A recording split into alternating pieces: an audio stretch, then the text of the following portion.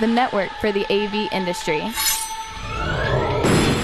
What are you listening to? This is AV. This is AVNation. This is AVNation. This is AVWeek, episode 108, recorded Friday, September 13th, 2013. Burnt Retinas. Ready. AVWeek. Performing. Scan. Week. Online. This is AVWeek.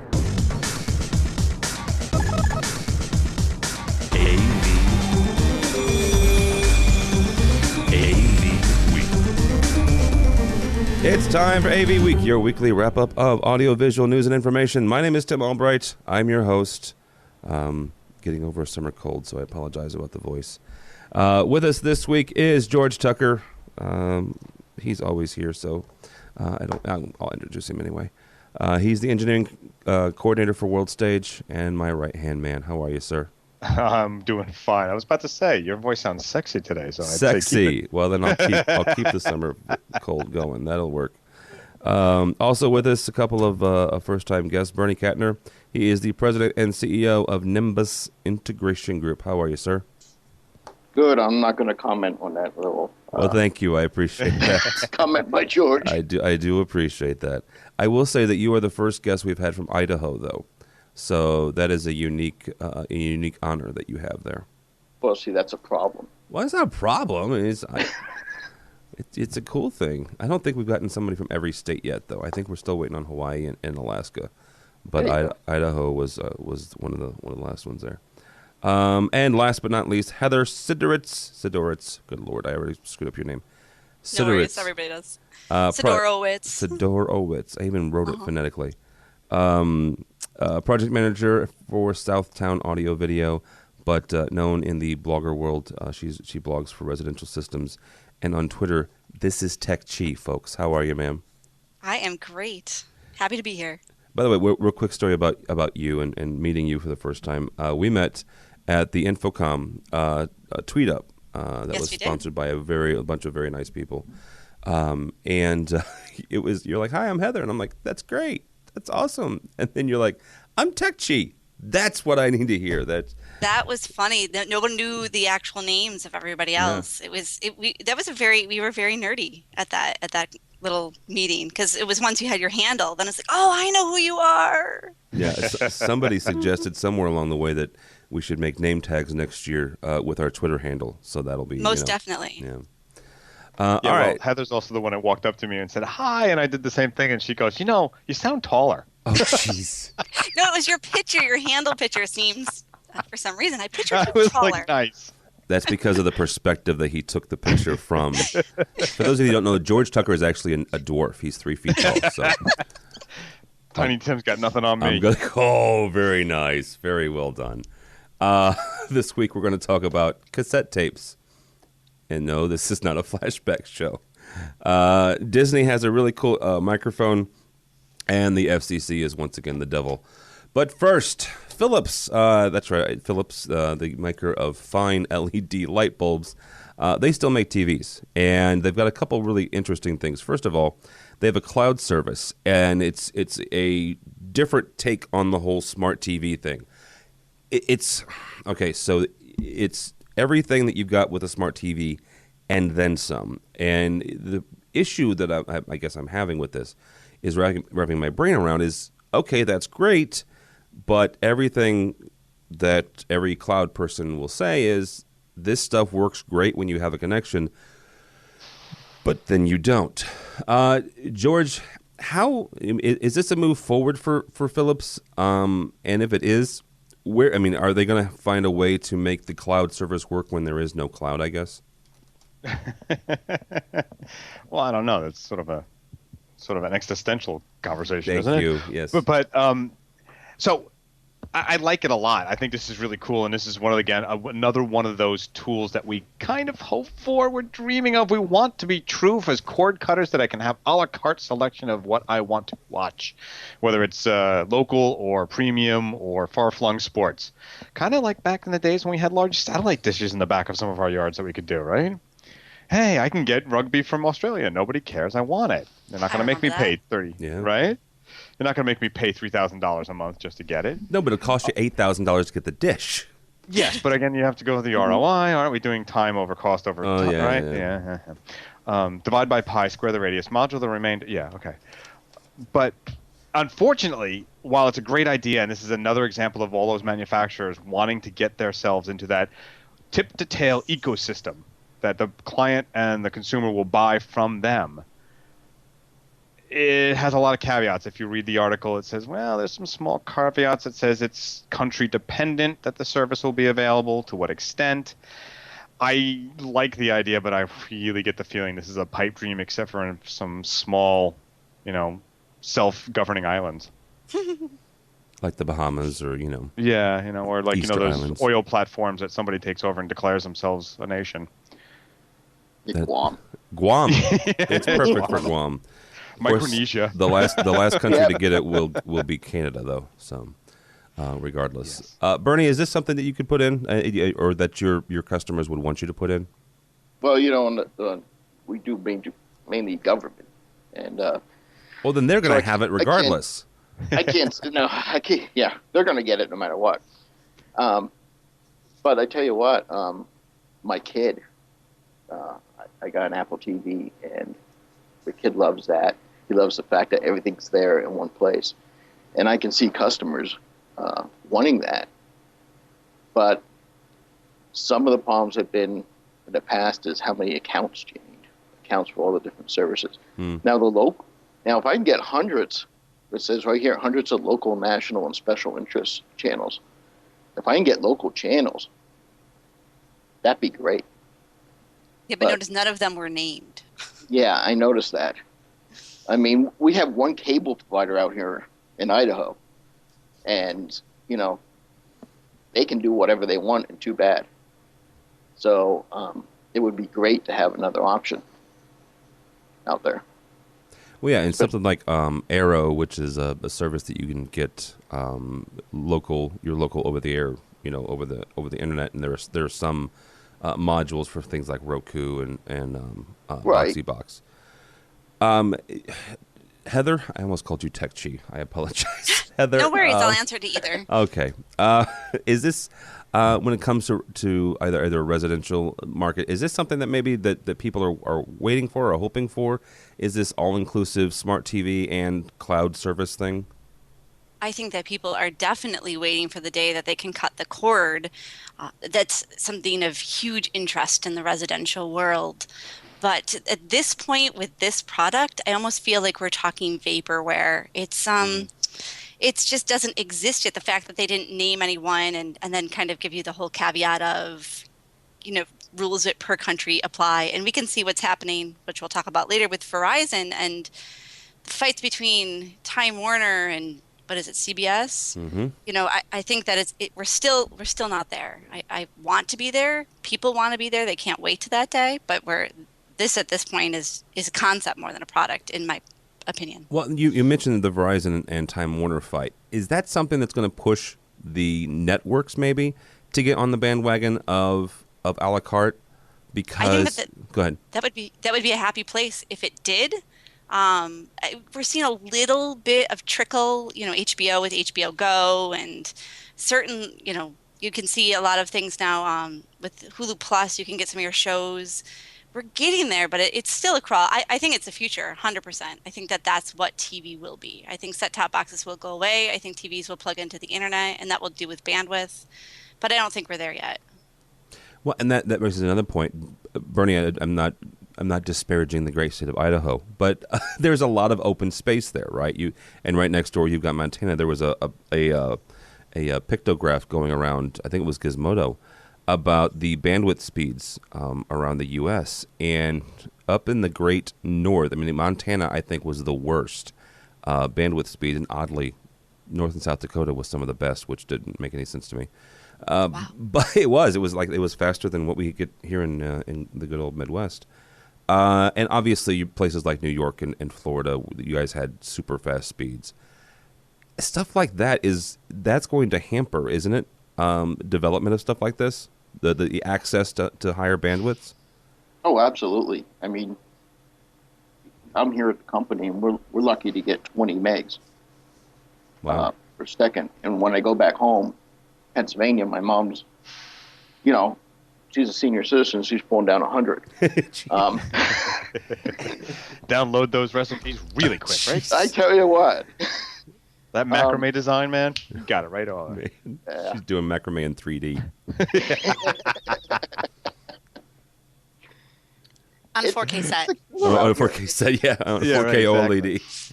And I pay twice as much than she does for the internet. That's amazing to me. I mean, is it Cablevision in Pennsylvania? Because I was about to say, I live in New York area, and Cablevision is outrageous. Only second to say Time Warner. She got Blue Ridge. Oh, I haven't heard of those guys. All right. Yeah. Damn, someone's got it worse off than we do. But here it's, we got 2 options for internet. Well, 3 if you count satellite. And the speed is terrible, and there's nobody out there to really compete with these guys. There's no competition, so there's no need. There's a need, but there's no reason for them. Well, there was not a piece of legislation, but an idea floated by President Obama more than a year ago, and it was similar to the Cable Act but cable legislation in the 1970s, where the government basically subsidized cable companies to lay pipe, to lay copper to outlying areas so that everybody could get cable TV that couldn't receive over the air and this, that, and the other. Same type of concept. They would lay fiber. They would lay high-speed internet lines to places that financially and from a business sense didn't make financial sense. There was no ROI, at least not a reasonable ROI. But the government would subsidize that to connect the entire country. And I'm not asking for a political statement, pro or against the president specifically, but George, does that idea make sense to make sure that everybody's connected to help foster this, not just this growth, but growth of other things on the internet? I don't know if we're at that point where that's acceptable. I think there's too many things fighting it. What you need it to be in that case is what they're trying to do in the EU, which says that internet access is a fundamental human right. Right? I believe that's what's going on. Well, in the UK and the EU, there's been this hoisted, I guess is the best word for it, the concept that internet access is a fundamental human need at this point because of how we do things, business and information. And to make it so would give a lot of weight behind, say, UN and multinational projects to bring that to people and get the money for it. And that's sort of what you're talking about here. I think, unfortunately, or maybe even fortunately, what may happen here is I was about to ask Bernie about being in Idaho and how many people are really keeping an eye on the Google networks who promise really super high-speed networks and access. And they've done a few experimental cities or towns. This is bigger than, say, the Unify that's scaring the cable companies. I think this is something that they really are going to try and keep a tamper on, sort of like the Tucker car, not to use my own name. Jeez. But it was a great movie, by the way. Yes, it is. But is that not similar what we're looking at? I mean, they may be seriously trying to tamp down this, that if it comes to town, they could lose a lot. Well, okay. Go ahead. Out here, the problem is you come to Boise, you're fine. You try to get out to the outer cities, you run into a problem where there is no right-of-ways. All the land is privately owned.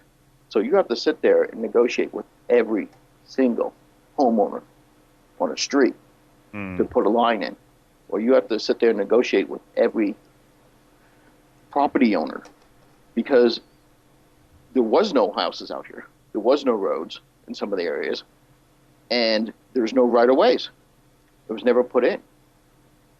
So they can spend as much money as they want to put a line in, but when you come up to those houses, you could have a whole town cut off by one guy who says, I'm not letting you cross my land.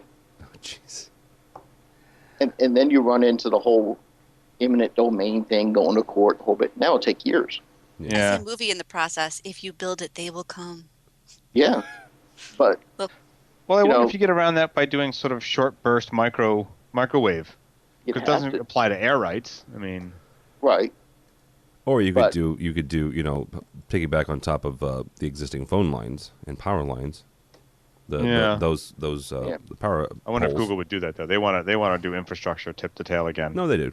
Yeah. Well, we got a small town up here where they spent hundreds of thousands of dollars bringing up fiber to this town, and they got to the outskirts of town, and the town got together and said, "We don't want it." Huh? And they said, "Well, we're gonna put it in anyway." And the town's like, "No, because we own the land. There is no rights." So, See, this is a great business. The lines are opportunity. just sitting up there. That's amazing. Well, this is a great business opportunity because if you can buy the land that's just adjacent where the town says no, but the lines stop, you build yourself your bar and casino, man, and you'll bring everybody in when they can't get the games or anything else. I like this. This could be an advantage. George is moving to Idaho. Just don't tell your wife. Huh? It's all for business. It's all for business. All right, keeping on with Phillips just for a second. They've gotten into this because from Digital Trends as well. They've gotten into the ambient light scheme. This is not anything new. The whole idea of a display or I've even seen projection screens that have like an LED backlit to it or backlight to it, and it changes based on what you're playing. The picture they show is a picture of the Earth and space, and the LED that's backlit is a nice blue. I was at a buddy of mine's house who has a version of this. His is actually a projection screen, and he was playing Iron Man, and it starts glowing red when the first time Iron Man appears, and it's a very cool experience. But Heather, we'll start with you. How big of a deal is this for residential or just AV in general to have this added lighting experience for video? When ambient light came out, I remember they had this great commercial, and I would get asked that all the time, just out and about. People would say, "Do you have that in your store?" But it wasn't a really popular item when it came down to actually purchasing it. It was that gimmicky. It's like that first, remember that first flat screen commercial we ever really saw, and the husband and wife or boyfriend and girlfriend are laying in the bed, and the TV was hung from the ceiling. Do you guys remember that? It was years ago, but so there's sometimes I think in our world it's gimmicky and it gets the idea, but I don't think it actually necessarily makes the sales. I too have installed a screen projector-wise that has the ambient light around it, and those two customers did enjoy it, but they didn't buy it for the ambient light or the LED light. They bought it, and then it was an add-on at the end. Hey, for this amount of money, we can add this on. Now, one did contact me afterwards and said that he really is enjoying the experience, but I'm not having people asking for it, at least at this point. Just out of curiosity, and you can give me list price if you know, what is the premium between like a regular flat screen and one with the ambient light? Well, I haven't done flat screen at all, actually. On the screen side, though, on the like projector and screen, it added, I think, $500 to the $500 list to the system, the screen itself. Wow. So in both of these cases, the clients were already spending a decent amount of money on a good screen, and they both had said yes. It's not a bad deal. Once the percentage probably isn't that great. George, not only just for residential, but is there a pro AV market for this, or an instance where we could see this in maybe digital signage or someplace else? I think you hit it on there. Digital signage, possibly. That was my first thought, is digital signage. As to the corporate boardroom or in an event space, okay, maybe an event space when it's appropriate. There are a lot of sort of rock and roll-ish, edgy, as the producers like to call it, in their world. I could see that, but not as a standard thing. I think it would become fairly tiresome very quickly. How about on the healthcare side? I don't know. I mean, would it make it clearer? And here's my question to it then. And it's just like HD. The client, you said, didn't ask for it at first. It wasn't the thing they wanted it for. It just sort of came with it. My question is, with the clients who purchased it, do they miss it when they watch something on another format, whether it's the second screen or another person's TV or another TV in the house? If you're missing it, then it is actually a feature that they would appreciate after seeing it and being accustomed to it. I don't know if that's true yet. I haven't heard any reports of people saying, wow, this really did change it. Man, I feel like I'm straining my eyes every time I watch a TV that doesn't have it. It's a good question. Yeah. I think they need to do a study. They need to do a study for healthcare and say, if you watch TV this way, it's more meditative and will lower your blood pressure. And then you could sell a bunch of them. I can see putting it in a conference room and my customer coming a week later and say, get rid of it. Yeah. Or turn that feature off. Yeah, turn that feature. Can you turn that off, please? No, I can't. I can unscrew the LED, but every time they put up a nice Excel spreadsheet, it's white. Nice white glow around Whoa! Well, they put up a map of Afghanistan. And it's a nice brown, Yeah. Sorry. I just like the white Excel sheet. Like everyone walks away from the room with a sunburn on one side of their face, sort of like the alien encounter. Burnt retinas. What'd you say? Burnt retinas. Yeah. Good night. All right, you're listening to AVWeek. That fine young lady right there is Heather Sidorowitz. George Tucker is here, as well as Bernie Kattner.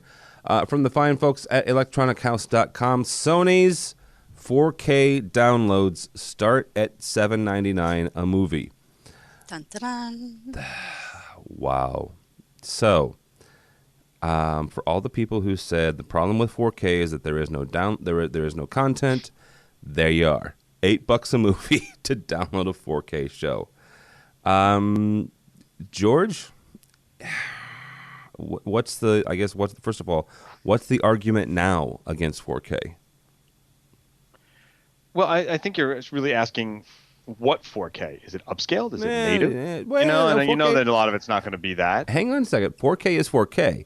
They didn't call it UHD TV downloads. Yeah. They called it 4K. True? Okay. Yeah.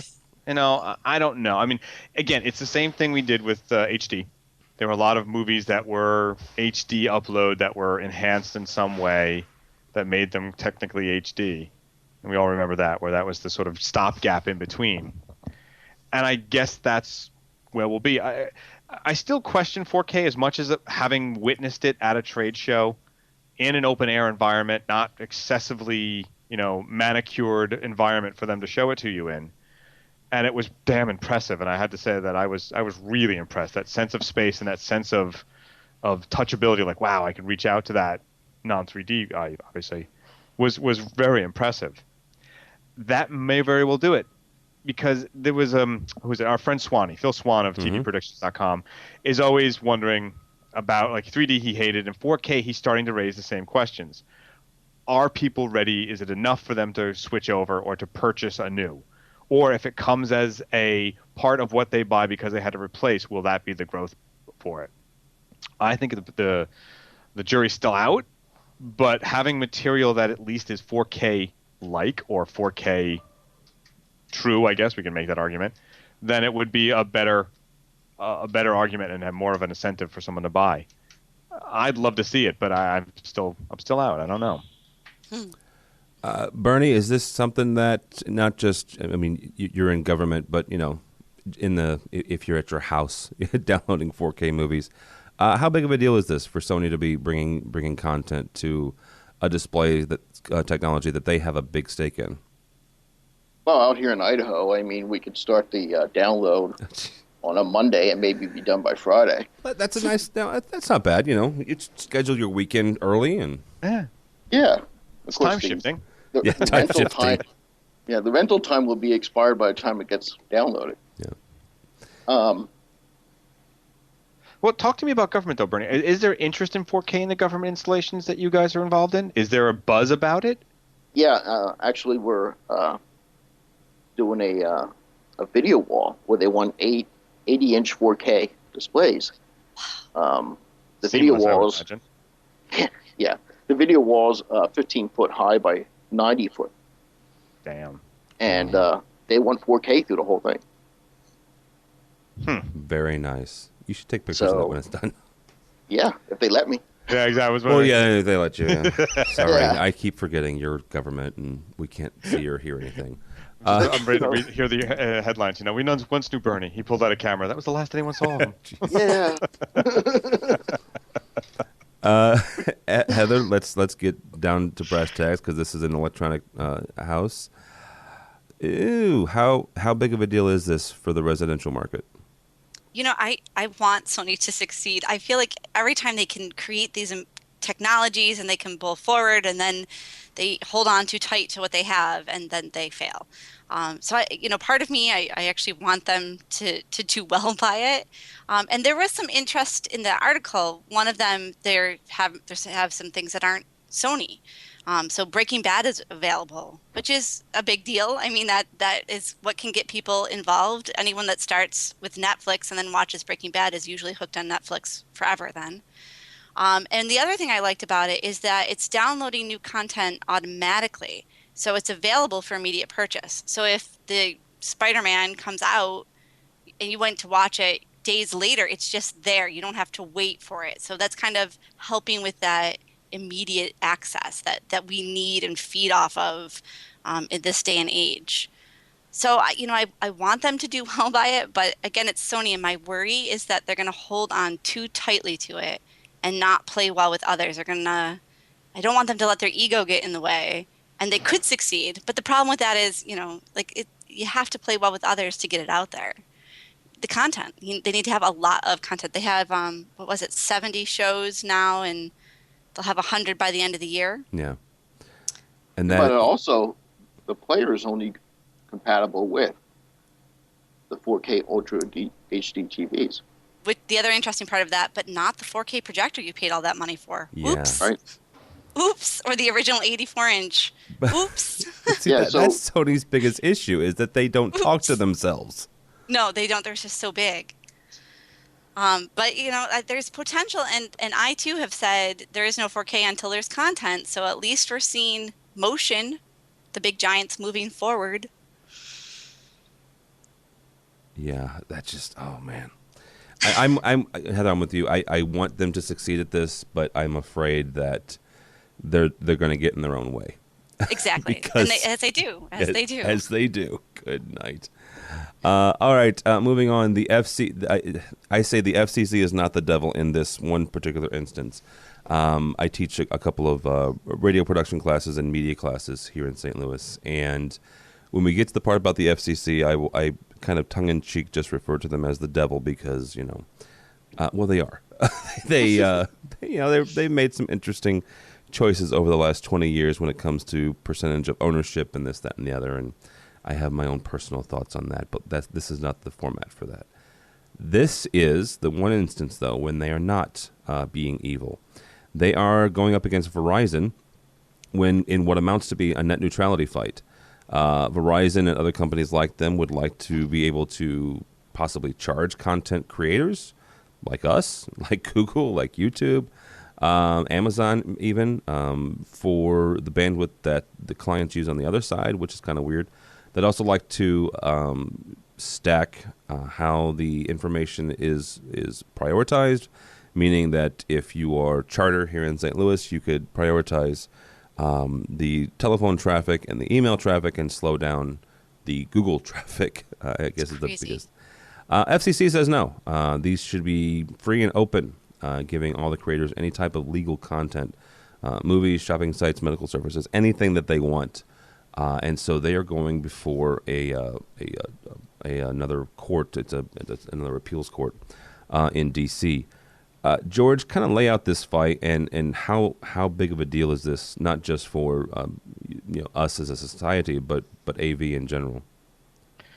Well, I think you laid it out fairly well. It is about access and about having the ability to make sure your content isn't relegated to some back alley based on the whim or the monetary decisions of a firm or someone who can buy you out. So if you're ABC and you have a competitor in CBS and they buy out the bandwidth, you're done. I don't think that would actually happen in such big corporations, although it could. It really is about the freedom of access to, as we spoke about earlier, something that a lot of people are now considering a basic human right of access. And when you start to regulate it in such ways, the argument that it is similar to the airwaves of the 1920s or 1900s, probably the 1920s, I think, when regulation started to take an effect with major broadcasters, there was a lot of amateur stations playing. The FCC actually, funny enough, has recently, in the last 5 years, allowed low-power radio stations to broadcast on the same frequency set as major broadcasters. I don't know if you guys are aware of some of this. And in urban areas, you can drive past with especially an AM, if not an FM radio, and start to pick up all these different stations that broadcast. And they're on the same channels as some of the major networks. They're allowed to because it's the local community access. So they have a foot to stand on here with their regulations relating to what the wider airwaves have been. And we could go on with the Electronic Freedom Foundation and all these other people who have done blackouts to help fight the net neutrality. This is why I think, in my opinion, they need to give, and this could open a political conversation, which I don't want it to get into, but I believe that there should be some form of government subsidies to let the Googles and the Microsofts have not only airwaves, but the ability to build independent network space that we could tag onto. It might be just like a cable network, but there'd be a choice then. You don't want to give me, Verizon, you want to limit my access? Tell you what, I'm going to go to these guys who say I can get 100 megabits bandwidth. Go. Well, that brings up another question about the free market. I mean, Bernie mentioned the fact that he's got maybe one or two services in Boise. Here in St. Louis, I've got possibly two, maybe three, if you count satellite. Not that we're a huge town, but we're in the top 25 market, for crying out loud. It's not New York, but it's not Springfield, Illinois. And so I wonder where the competition has gone, because when I was growing up, when dial-up was still in its infancy, you could turn around and hit an ISP provider in this town, in this small little town. And nowadays it's like one or two guys and that's it. And so I hear your point, George, but I also wonder if something has happened to the competition over the last 10 and 20 years when it comes to internet service providers. So, Bernie, is this a huge deal? I mean, we've kind of talked about your limited access, but is this something that you guys are concerned about in Boise? Well, we're concerned about, it's Idaho. I mean, any restriction on any kind of freedom out here is a issue. And the FCC keeping everything open is the best thing to do. I mean, you need access to whatever you need. And, for somebody to restrict something is just, I don't know, it's just wrong. I mean, it's a hard one, isn't it? It's a hard thing you're caught in this. I believe in free enterprise as well, but you're caught between this. Wait, you want to take away what from me? It's right. Sort of like saying that they want to give supermarkets the right to say that people with a healthier diet are allowed freer access to the aisles. Right. It doesn't really make sense. Okay, so let me bring this, and we'll bring Heather in on this. Is it maybe time to start, because there are so many limited access points to the internet? Is it maybe time to consider and treat internet service providers as a utility? There's been talk of that. Yes. To where it's like, whether, I don't know who you guys' power provider is, but they are a regulated monopoly, right? There's maybe one or two, there's one power company, there's one gas company, but they're a regulated monopoly, and they're regulated heavily by the government. And you go back to what the EU says with, internet is a fundamental human right. Yeah, you could argue that, electricity and plumbing and water is as well. So is it time maybe to consider them a utility? Heather, what do you think? I don't, from your paying bill side, don't you already kind of feel that way? Like, you're not going to cancel your internet. You have it. This whole thing to me it's a slippery slope. It scares me. I think that there's some amazing things that have happened via the internet. I think that without the internet, we wouldn't know each other. I know without the internet, we wouldn't know each other. Or there's some amazing things that can happen because everyone's on equal playing ground. So you might not have ever heard of Twitter or Facebook because in the beginning, there wasn't the money. They came because they get leads and followed, and it's kind of grassrootsy. By having them say you need to pay get on that side and give preferential treatment. I feel it's the capitalism of the internet. So yeah, I definitely agree with the FCC. I think that it has to remain open for us to continue in this Wild West-ish world of the internet. It may not always be that way, but I hope it is.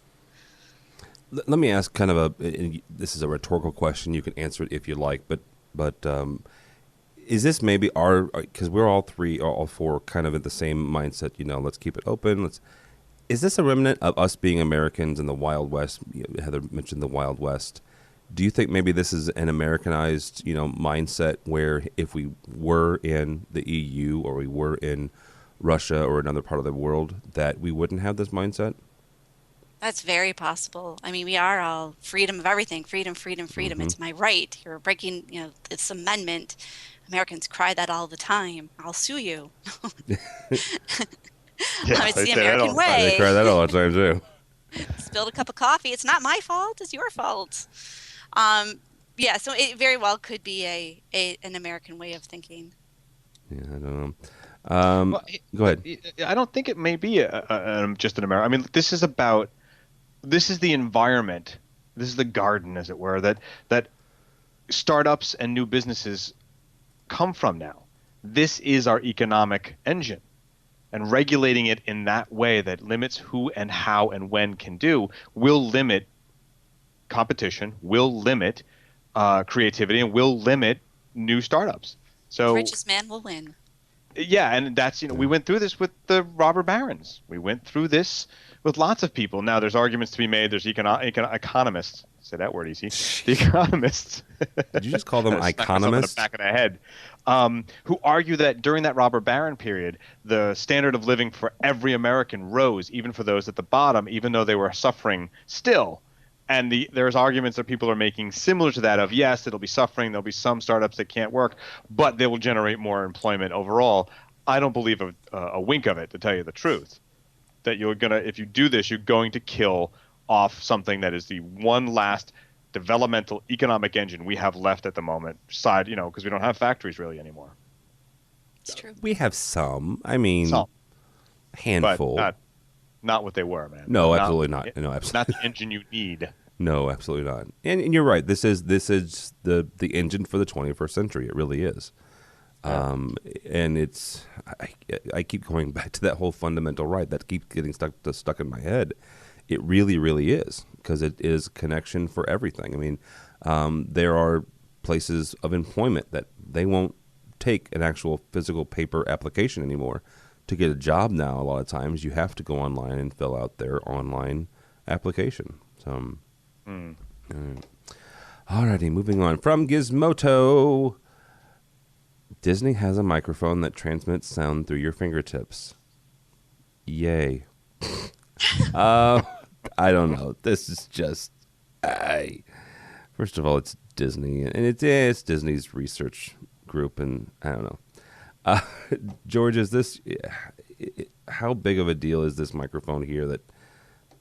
I don't know. It sticks it... Yeah. Okay, this is very weird because of the picture they show. It's almost like the person is sticking their finger in your ear. Yeah. And that's just weird. Well, it has to do a lot with it's similar to the technology, I believe, that like Jawbone uses, right? And all of those piezoelectric headsets that the astronauts used to wear on their Adam's apple or just below their jaw, actually, right? They would stick those. You used to see those pictures of the astronauts, and I think the Gemini and some of the Apollo, they had them stuck right underneath. Yes. And those were actually microphones for them to transmit. I think it's very nifty. And I love that the Disney is sort of letting out that this is there. And, of course, the Hitchhiker's Guide to the Galaxy reference in the article is very nice. It's always something that we have to mention. And for those who don't know, it's the babelfish that can translate any language. But I think there's some actual applications here for our world. You could make devices that when you sit down and you say your gaming chair, it just touches you where you need to be right at the ear, and there's no need for these large sets of speakers. You can have these two inputs to your ears that just by sitting down on something, you touch it, and you get the information. I don't know if I could see this in digital signage, because it's too much of the public everybody's touching something. Mm-hmm. We Did don't you have see this at CES? Did either of you do that demo? No. So there was a which demo, one? and I can't remember the name of the company, but there is a company that did a radio, an earbud kind of that way, so that you actually had something that touched your ear, and it did it through Bluetooth, but there was no actual audio. And the way they were pitching it was that if you were running, you can actually have both of your ears open, so you hear cars or other things, a dog running at you, whatever it might be, but you still could listen to your music. Now, I did do the audio demo, and it was weird sounding. It wasn't a comfortable. It's neat. The concept is neat, but it didn't sound like high fidelity music. But it's obviously very in the beginning stages. Well, and the other thing to consider here is the health ramifications of having those earbuds in your ears for over and over and over again. One of the things I do in the early stages of my classes is I play the frequencies from 20 hertz up to 20,000 hertz, and I tell the students to raise their hand when they've lost, when they can't hear anymore. And a couple of years ago, I had a young man. He was 22, 23 years old. He raised his hand at 12K. Now, if you're not that familiar, 12K is not that high when it comes in. Yes, it's a high frequency, but I'm almost 40 years old, and I was in radio for a number of years, and we've been wearing headphones for way too long and probably way too loud. I think my attenuation is about 14 or 15K. And so here's a kid who's 20 years younger than I am, who's already got attenuation at 12K. That's a big concern as that young man gets older and older, because he's just going to keep losing more. Yeah. I wonder too if there's a place for. What about seniors? I wonder if it would affect for people who have issues, hearing issues.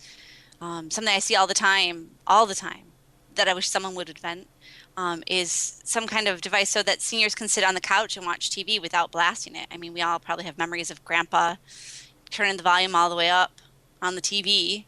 No one else can hear each other talking. If there was a way to do something with that, maybe someone who's hard of hearing, that would be an interesting. I'd like to see where someone would go with that. I can actually see a government way of using this. I mean, if we could have FBI. a simple cable going up and a little clip going on their earlobe, and there's no audio, that'd be awesome. We'll see that in the next Mission Impossible.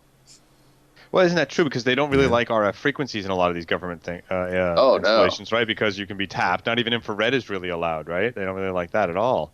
Yeah, I mean, I have problems explaining IR to them sometimes. You can't use that. I'm like, got a TV remote sitting there. Yeah, right. Yeah. And what this really comes down to is Disney and others who are really stretching the research as to. I think a couple of years back we covered a story about how they made any surface into a speaker. You know, whether that's glass or a table or a person could become a speaker. And these are sort of ways of understanding, you know, that we could transmit more data, whether that's wirelessly with a receiver that does the same thing, or if it's, you know, human-to-human contact. I mean, no one really wants to talk by touching each other's jaw for quiet, although I could see, again, government agencies or, you know, sort of black ops kind of people wanting that because it's so low that not even like Bluetooth can be sniped. Oh, yeah. Even those low frequency, low power things can be tapped into. This would be much more difficult to tap into. You'd have to have something so sensitive to basically pick up the resonance of the hammer and anvil. Oof. Yeah, that word. In order to listen to it. Yeah. Yeah, it's a neat idea, and you're right. It's cool that Disney put it out there because the Disney research people have come up with some interesting things over the last few years. So. All right, from /./CNET. CNET has a guy by the name of Steve Gutenberg, and if you grew up in the 80s like I did, it's not the same guy. Right. Sorry. But he talks with a guy named Steve Albini, I think, or Albini. Albini, thank you. Who's a big fan of analog tape, as in cassettes in reel-to-reel. George, are we regressing, I guess, when it comes to, was it last month or month before last, we had Record Store Day. Last week was Cassette Store Day. Are we regressing back to a more, I'm not going to call it higher fidelity, but a more uncompressed audio society?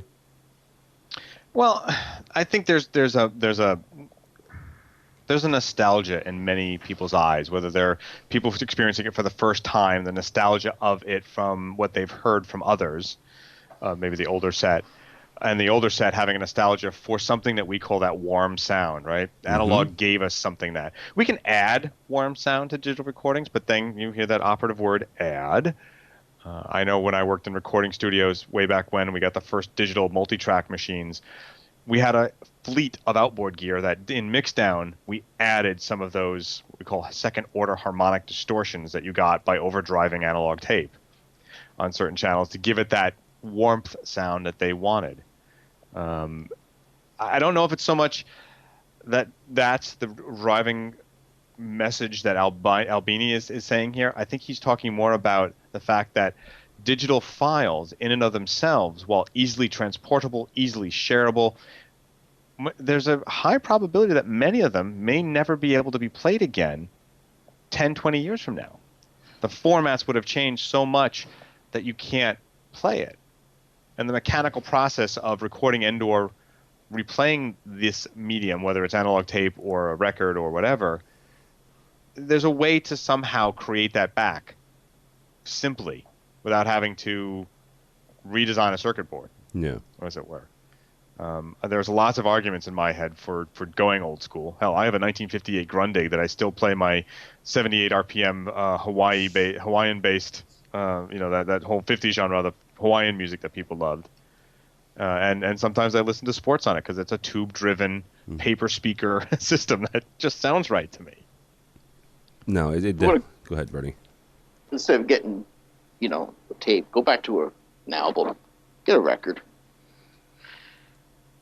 Well, but why? Why get a tape? Because it sounds better. Yeah. I hear, Bernie. But first of all, you've got. I mean, the whole magnetic tape thing is fine, if you get it in a big enough size. I mean, you put audio on an inch tape, you're going to have more space to put more information and more depth, I guess is the best way to put it. More warmth. I don't know. But you put it on what's not even a half inch. What is that? A quarter inch, an eighth of an inch on a cassette? Yeah. Yeah. And it's for both sides, side A and side B. So, Heather, is this a good idea to go back to the whole cassette tapes? Well, this is a little bit out of my jurisdiction, I think. I don't see anything on the residential side. I haven't even considered or thought about tapes besides when I was in high school begging radio stations to play music so I could record a song. Did you ever make a mixtape?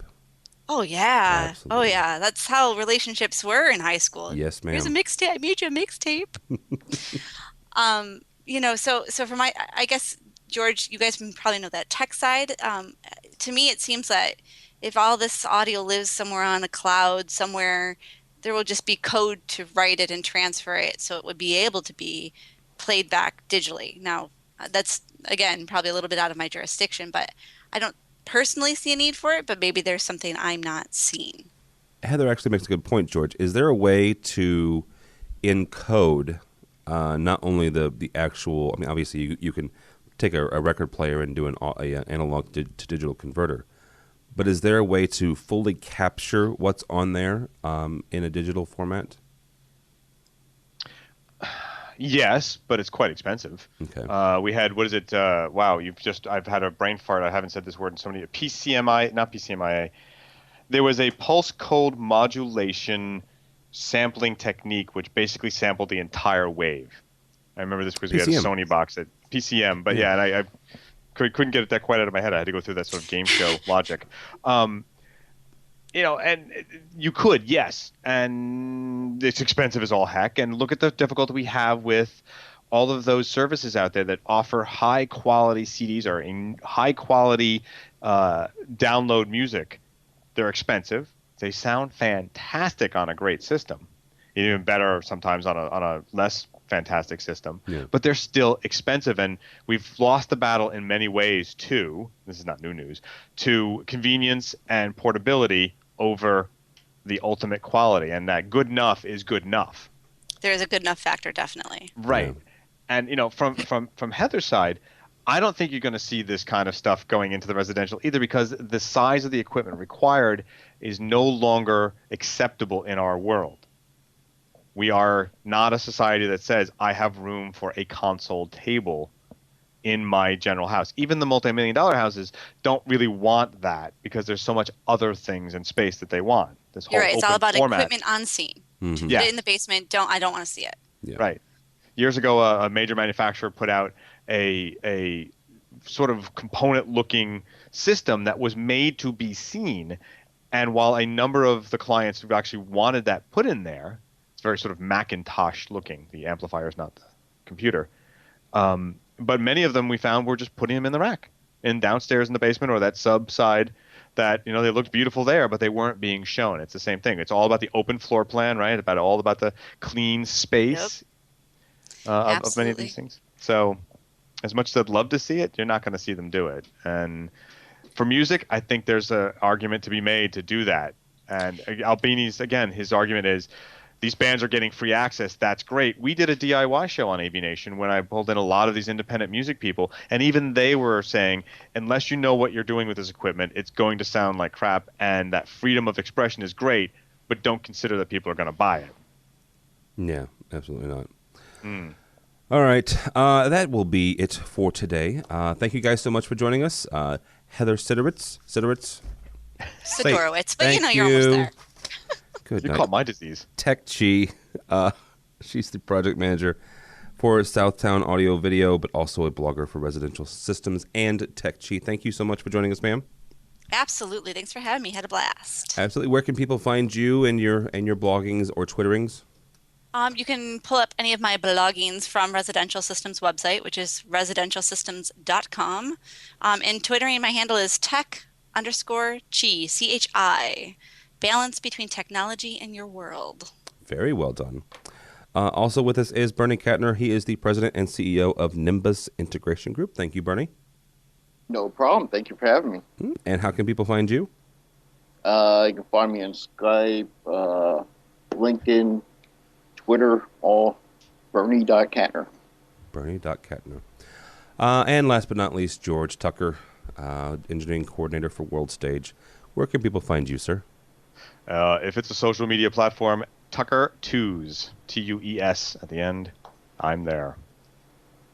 And if you want to follow me, it's TD Tim David Albright on Twitter and Facebook and Google Plus, I think. But more importantly for me and everybody here, please go by the website. It's developing. It's like a what would you call it? It's a caterpillar in a cocoon, and it's soon to be released. Our web guys are working feverishly. It has a new look and feel, so if you find something that breaks, please let us know, because I can't check all the thousands of links we've got there. So yeah, go by the website avnation.tv, avnation.tv. You'll find this podcast, social media podcast, a State of Control, which is our control show podcast, education, live staging and events. We have a couple new projector shows. We have a CDS show that's come out, a CDS special that'll come out. We're recording this on Friday, so Monday or Tuesday. All sorts of stuff. So avnation.tv. Thanks so much for listening. That's all the time we have for AV Week.